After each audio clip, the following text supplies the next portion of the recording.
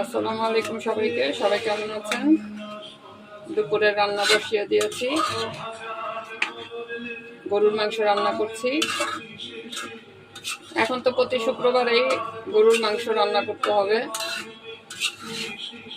এখন আর হাত দিয়ে মাখাইনি মাংসটা, এখন আমি চুলার মধ্যে সব ধরনের মশলা দিয়ে চুলায় বসিয়ে দিয়েছি।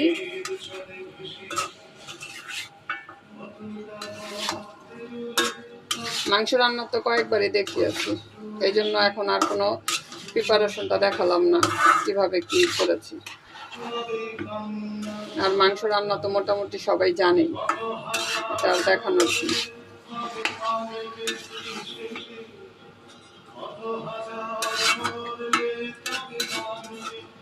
এখানে 1 কেজি পরিমাণ মাংস আছে, আলু দিয়ে রান্না করব।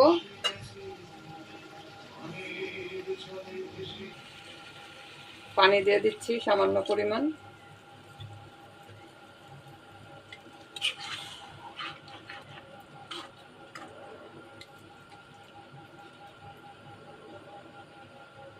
ঢেকে দিই, বলক এসে পড়বে তাড়াতাড়ি।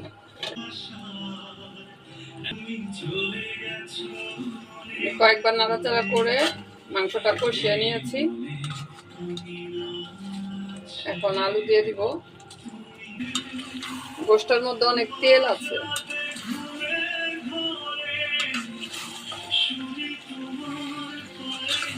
আলু দিয়ে আমি 2 মিনিট কষিয়ে নিব। তরকারিটা কষানোর পর এখন পানি দিয়ে দিচ্ছি, ঝোলের পানিটা দিয়ে দিলাম।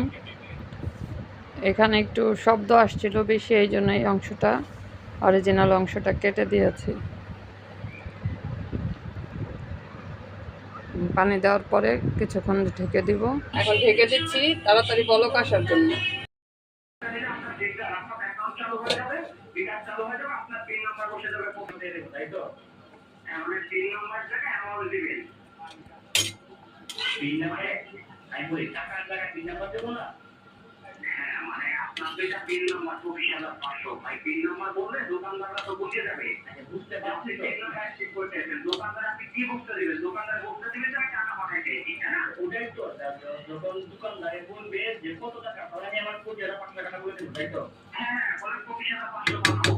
তরকারি হয়ে গেছে,